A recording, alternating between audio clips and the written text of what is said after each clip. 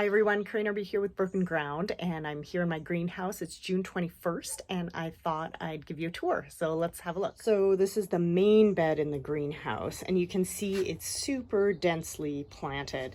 So I started out earlier this season with planting some kale along there, knowing that I was going to put in tomatoes. So the kale is still going strong, and because it's semi-heat tolerant, it'll probably last for a little longer. But in the meantime, I have these tomatoes that are coming up here in the greenhouse. So I'll trellis those in a little bit. All of the calendula that you see here is volunteer. So I had calendula in here last year. And it just comes back up again, and it helps with kind of planting densely and shading the soil, not to mention the fact that then I get calendula flowers that much earlier in the season. I have some cilantro here that's going to seed as well, but you can see how densely things are. So here, down here, is old lettuce, right, that was in here earlier in the season. You can see there are stalks of bok choy there as well, and those have since mostly, it's getting too hot in here, so those have since kind of pooped out is how I like to talk about it. We've moved a lot of the greens out to the outdoor garden, and that will just kind of be mulching here. There's one remaining romaine here or a couple remaining romaines that seem to be hanging on. So that's one side of the bed. This other side has broccoli that's ready to be picked. Didn't head out that well. I think we had some hot time early in the season, and then it went cool, and then it went hot again. But anyway, regardless, there's a little smaller heads, and I'll keep these in here so they'll make these little shoots on the side. But beyond that, I have some peppers growing, and again, some of the debris that you see between there is just plant debris and mulch. It's intentional, right, to keep the soil cool, to keep you from having to water as often. So there's a little pepper here, there's one there, there's one there. So those are coming up.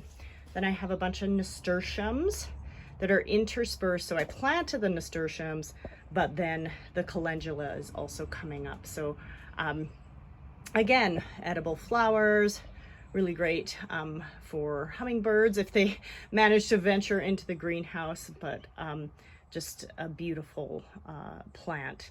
And more cilantro that's going to flower, and I'm keeping this in here to attract beneficials. So had a bunch of cilantro early in the season, but I'm now letting it go to flower, and it will serve the greenhouse garden in another way. Here are some mustard greens, right, that are now mostly done, so pick the last of those. I'll probably prune out some of this calendula in here because it is getting a little bit dense, and we got a tomato trying to make it in the world right there, but might get outcompeted by a few other things, so I'll probably weed around here or just take things out from here. Then over on the north side here, I have more nasturtiums. I had greens earlier in the season, so you can see there's some lettuce back in here. There are some, there's some chard in here that I'm gonna keep in here, but the nasturtiums have taken over, which is awesome. I find it's one of the few things that kind of works on the north side of the greenhouse at this time of year. So mid-season, when there's not a lot of sun that's angling in here, it's obscured by this shelf here, and so nasturtiums seem to work. I have a few tomatoes in pots here that I'm almost ready to move out. Those will go kind of on the side of the greenhouse, but for now they're just in here because, it snowed about 5 days ago. So once we're in the clear, which we're probably never in the clear in Montana, but I will move these out, as well as this little basil in a pot. Have some kale right in the back here too, and these were mustard greens, these Asian mustard greens, which were awesome. from 3 Seed Farm. I harvested a bunch of those. Now I'm letting those go to flower as well. They're just kind of contributing to the greenhouse ecosystem here. But you can see that one of the reasons why I don't do a lot of greens in this back area is they do end up getting kind of leggy because they just don't have adequate light at this time of year. And then I just have a bunch of pots along here with eggplant, basil. I have my little fig tree that gives me 1 or 2 figs every year. I got to put it in a bigger pot, although I don't. This moves indoors and goes dormant in the winter time, and that kind of pot is kind of the scale at which I can move it. If I get anything bigger, it might be more problematic, so we'll see about that.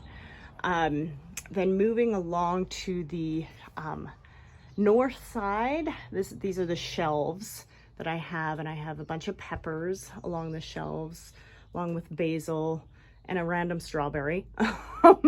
And then this poor little peace lily from my houseplant indoors that I'm just trying to have it get more light because we don't have great light in our house. And then a basil and a pepper up there. And there's more basil in that pot that's really tiny that is going to be coming up. On the very top, I'm doing this experiment this year, inspired by a friend of mine, Beth, who had gotten, old garlic was getting all squishy, and so she dehydrated it. And I'm dehydrating green garlic bulbs on the very top here, just trying to use this greenhouse in different ways and seeing whether that will work. One of my plans is to, over time, maybe start to dehydrate cherries and other fruit at the top of the greenhouse. It's hard, I could put pots up there and it's the hottest place in the greenhouse, but I'm so darn short that it's really hard for me to get up there and actually water. So, making things convenient for you when you're in the greenhouse is also a good idea. But so everything's kind of chugging away. Again, this greenhouse is moving into like warm season crops with the peppers and the tomatoes. We're moving out of some of the cool season crops. And yeah, things are looking good. Things are happy. And I'll soon add the shade cloth to the top, to the roof here. I'll add it to the outside of the roof because it's soon going to get super hot in here otherwise. So let me know if you have any questions. Okay, bye.